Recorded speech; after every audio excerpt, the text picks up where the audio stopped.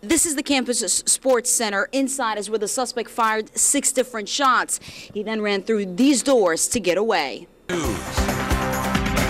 Good evening and thank you for joining us on this Saturday evening. I'm Sally Mamdooh. Jerry Sandusky speaking out again, and this time on camera. The former Penn State defensive coordinator talked with the New York Times. This intersection behind me, Highway 87 and 72, is one of the busiest highways in town. An average of 20 18-wheelers make a turn on this intersection every 10 minutes. Good evening and thank you for joining us at this hour. I'm Sally Mamdooh. As Japanese officials scramble to cool down reactors at the damaged Fukushima nuclear power plant. Jonathan, around 1:30 this afternoon, portions of downtown Victoria experienced power outages. Now, these power outages caused the lines inside the 911 telecommunications center to completely shut down. And back here at home, several hundred Crossroad residents came out to support breast cancer research today as a part of the Pink Tour. Emily, for months, traffic has been overwhelming in this small town. The DeWitt County Sheriff tells me that these roads are just not meant to handle traffic of that magnitude. Now, if you take a look behind me on Highway 87. All right, Tracy, you promised us some rain tonight. Is it going to happen? Are you going to keep your promise? I'm going to deliver, yes. You're going to deliver, okay. It's going to be getting home appliances, but one woman from Edna says she may not end up owing the same appliances she bargained for after Aaron's rents in Victoria. Now, according to the store manager, the suspect walked in with a shotgun, pointed at the clerk, and demanded money. Once the clerk gave him the money, he ran out of the door. This all took place within just seconds. Now, luckily, this was all caught on surveillance camera.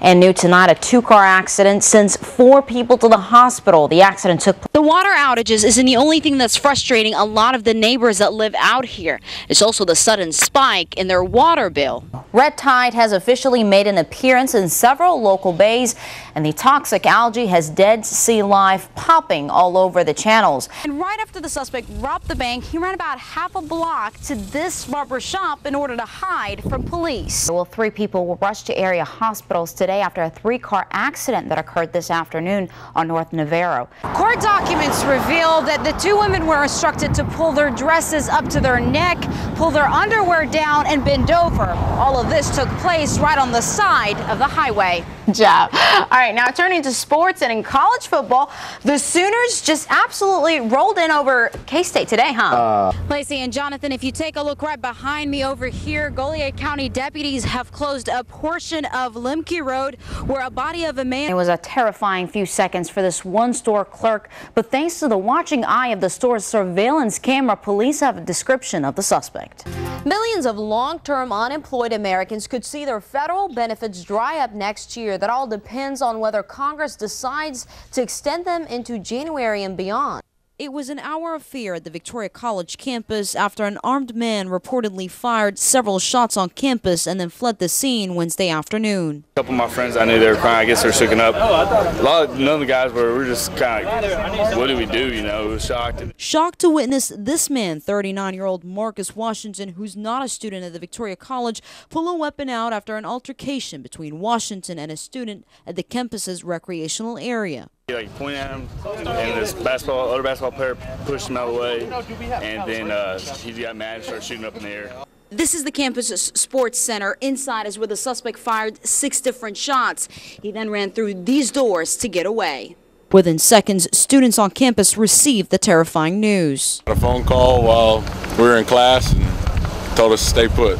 During lockdown, Washington, who was found hiding in a nearby neighborhood where he was quickly apprehended and taken into custody, his weapon was located shortly after. Victoria College President Tom Butler is glad no one was in the suspect's line of fire. No one was hurt, no one was injured. And while no one was hurt and the suspect was quickly apprehended, the incident left Griffith, who witnessed the whole thing go down, a bit shaky. I actually witnessed a guy had a gun in his pants and I didn't even know he had it, and I walked right by him. So it's pretty scary. In Victoria, Sally Mamdooh, News Center 25.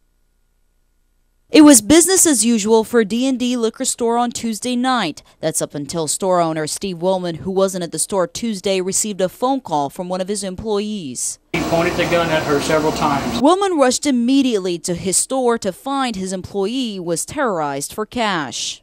Now, according to the store manager, the suspect walked in with a shotgun, pointed at the clerk, and demanded money. Once the clerk gave him the money, he ran out of the door. This all took place within just seconds. Now, luckily, this was all caught on surveillance camera.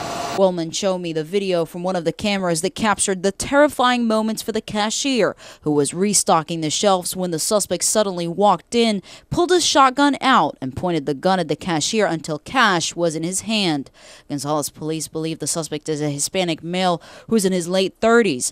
Woolman, who has owned D&D liquor store for the past 4 years, says his business was broken into twice in the past, but his employees were never put in imminent danger. It's something that now has him armed for protection against those that are willing to come into his store armed for cash. I just don't know why people want to steal from people and put people's lives in danger.